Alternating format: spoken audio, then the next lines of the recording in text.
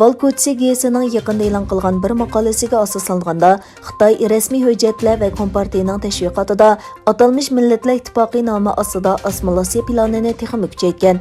Xabarda Xitoyning Sharqiy Turkistondagi kollektiv nazorat qilishning kuchayotganligi va jazo lagerlarida kishilarni xohlagancha tutib turish nisbatining Ikkinchi dunyo urushidan buyongi eng yuqori saviyaga yetganligi bayon qilingan. 2016 yildan boshlab Xitoy doiralari Sharqiy Turkiston rayonida minglagan yangi soqchi punkt qurib, yuqori texnikalik kuzatish uskunalari bilan lager va tutib turish aslahalarini ta'sis qilgan va Uyg'ur musulmonlarining faoliyatini misli ko'rilmagan darajada nazorat qilgan va cheklagan. Maqolada yana Xitoyning yaqinda Sharqiy Turkiston va Ichki Mong'oliyada terrorlik siyosatini yo'lga qo'yganligi, Uyg'urlarga o'xshash mo'ng'ul tili tadrijiy amalda qoldirilib, Xitoy tilidagi o'qitish materiallarini qo'llanishi talab qilinganligi ta'kidlangan.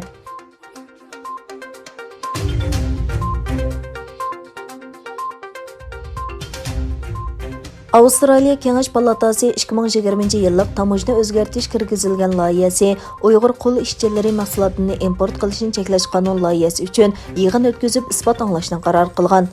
Navbatda Kengash palatasi loyihalarni to'playotgan bo'lib, to'plash muddati 2021 yili 5 aprelgacha ekan. Kengash palatasi 2021 yili 12 mayda Tashqi ishlar, mudofaa va savdo komitetiga isbot anglash doklati topshirdigan. Bu harakatni qanot yoydirgan Avstraliya Kengash palata a'zosi Rex Patrickning bildirishicha, Avstraliya parlamenti Xitoyning Sharqiy Turkiston rayonida Uyg'urlarga qaratgan paketlik dafsandichilik qilmishlariga qarshi turib, xalqaro jamiyatning zamonaviy qulluqni to'xtatish tirishchanligini qo'llash uchun qat'iy maydonda turish kerak ekan.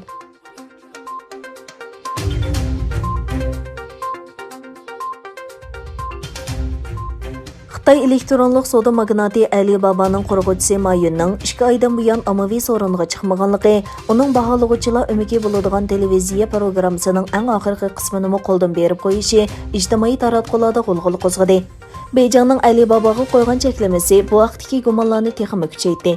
Egilinishcha, Xitoyning dunyoga dangliq korxonasi oktyabrning oxirida Shanxayda ochilgan munbarga qatnashgandan buyon ommaga ko'rinmagan.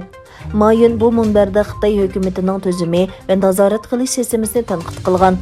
Xitoydagi eng boy kishi Ma Yun pul muomala sistemasi va bozorni nazorat qilib boshqarish organlarining yangilik yaratishni bo'g'ib qo'yganligini bildirib, taraqqiyotni tezlatish uchun islohotning lozimligini aytgan. Natijada Alibaba qarmog'idagi cho'mila guruhining 37 milliard dollarlik ommaga paychiki tarqatishi to'xtatilgan.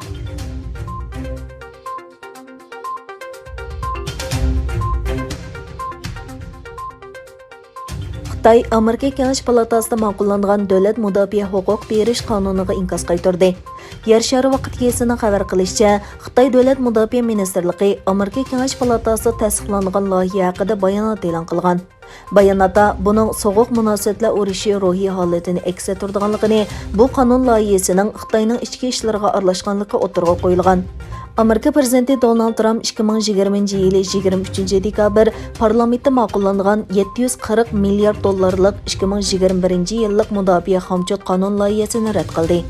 Davlat mudofaa xomchoti Xitoyga qarshi Tinch okean tashabbusi barpo qilishni planlangan bo'lib, endi Tinch okean armiyasi qo'mondonlik organining xomchotiga Amerikaning Tinch okeandagi harbiy kuchini kuchaytirish va rayondagi sherik va ittifoqdoshlarni qo'llash uchun qo'shimcha 2 milliard 200 million dollar mablag' ajratilgan.